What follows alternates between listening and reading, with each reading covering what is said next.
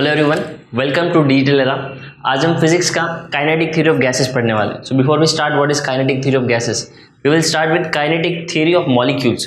सो बहुत सारे states of matter होते हैं, इसमें से हम तीन देखेंगे, solid, liquid and gases. Apart from these three states of matter, अगर आपको किसी और स्टेट्स ऑफ मैटर के बारे में पता है, if you have knowledge, comment कीजिए कमेंट बॉक्स में और लोगों को पता चले। सो बहुत सारे स्टेट्स ऑफ मैटर होते हैं, उसमें से हम तीन के बारे में देखने वाले हैं। पहले हम बेसिक से स्टार्ट करते हैं। जैसे जैसे टेम्परेचर बढ़ता है, सारे मॉलिक्यूल्स होते हैं उनमें एक थर्मल एनर्जी मिलती है और उसकी वजह से उनके वाइब्रेशन स्टार्ट हो जाते हैं। हम सॉलिड, लिक्विड, गैसेस एक एक करके तीनों देखेंगे और तीनों की प्रॉपर्टीज इतनी अलग क्यों देखेंगे। Let's start with solid. जैसे कि हमने देखा, जैसे जैसे टेम्परेचर बढ़ेगा, अंदर के मॉलिक्यूल्स होंगे वो थर्मल एनर्जी लेंगे और वाइब्रेशन स्टार्ट करेंगे। सॉलिड के केस में क्या होता है कि ये इतने क्लोजली प्लेस्ड होते हैं कि इनमें वाइब्रेट करने का जगह ही नहीं होता। अगर आप उनको और थर्मल एनर्जी दोगे तो हो सकता है कि उनका फेस चेंज हो जाए, बट इनमें वाइब्रेशन के चांसेस बहुत ही कम होते हैं, इनका वाइब्रेशन का एम्पलीट्यूड भी बहुत कम होता है, क्योंकि सॉलिड्स में सारे मॉलिक्यूल्स एक दूसरे से बहुत ही क्लोजली प्लेस्ड होते हैं। ऑन द अदर हैंड, अगर हम लिक्विड्स की बात करें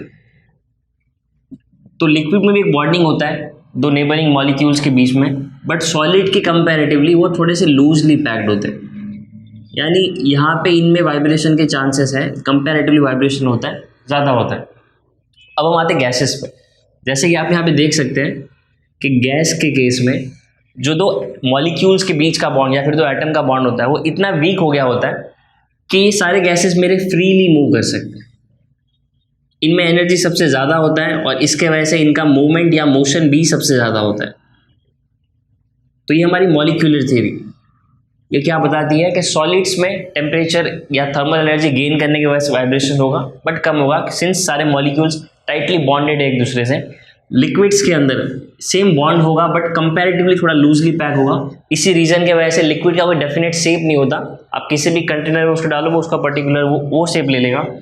on the other hand gases का कोई शेप नहीं होता और इनके बीच का जो बॉन्ड होता है वो इतना लूजली कनेक्टेड होता है एक दूसरे से कि रैंडमली या फ्रीली एक दूसरे से मूव कर सकते हैं। तो हम गैसेस पे आते हैं, हमारी काइनेटिक थ्योरी ऑफ गैसेस। तो ये स्टडी करने के लिए हम कुछ पोस्टुलेट्स देखेंगे। स्टार्ट करते हैं। First, gases are made up of particles which behave like hard spherical objects and this objects are in constant random motion. क्या मतलब हुआ इसका? गैसेस कुछ हार्ड पार्टिकल से बने होते हैं, हमको पता है पार्टिकल, हम एटम्स की बात कर रहे हैं यहाँ पे। एटम्स हमारा न्यूक्लियस से बनता है, इलेक्ट्रॉन से बनता है, उनके ऑर्बिट से बनता है।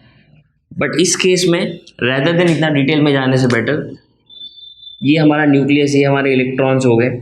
हमारा गैसेस जो होता है एक स्पेरिकल या हार्ड बॉल जैसे बिहेव करता है, ठीक है, और ये बॉल कंटिन्यूसली रैंडम मोशन में होता है, यानी ये कहीं से भी जा सकता है। मान लो किसी चीज़ से टकरा गया तो उसका डायरेक्शन चेंज भी हो सकता है।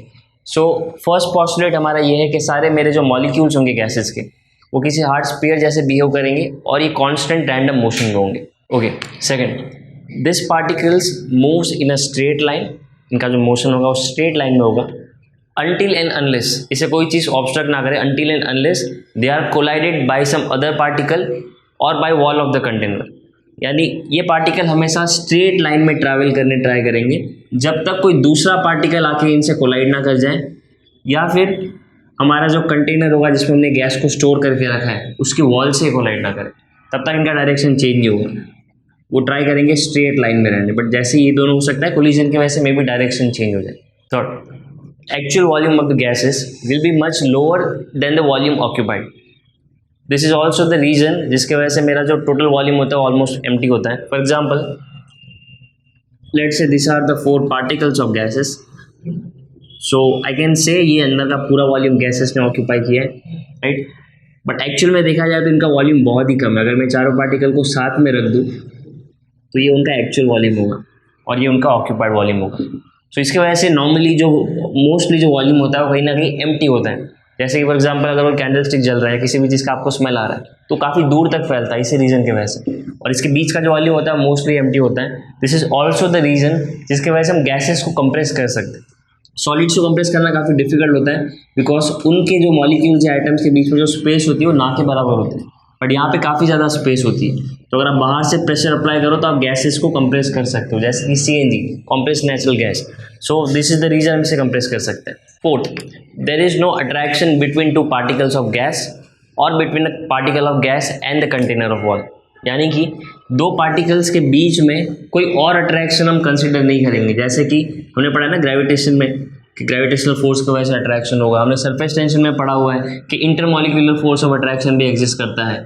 तो दो पार्टिकल्स के बीच का ये अट्रैक्शन या फिर हमारे गैस पार्टिकल या वॉल के पार्टिकल के बीच में जो भी अट्रैक्शन होगा हम वो निगलेक्ट करेंगे, क्योंकि ये बहुत छोटे होते हैं, तो इसको वैसे हम निगलेक्ट करके चलेंगे। And last, collision between two particles or a particle and a wall of container is perfectly elastic।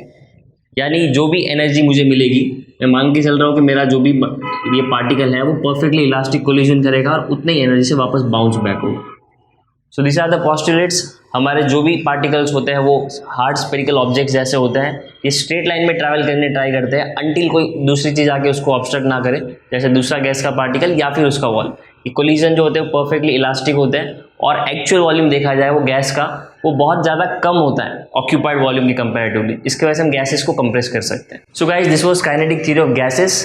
अगर आपको वीडियो अच्छा लगा हो please hit the like button. इस चैप्टर को आगे हम और डिटेल में देखने वाले हैं। आगे की वीडियोस देखने के लिए आप हमारी वेबसाइट चेक कर सकते हो या फिर एप्लीकेशन में लॉगिन कर सकते हो।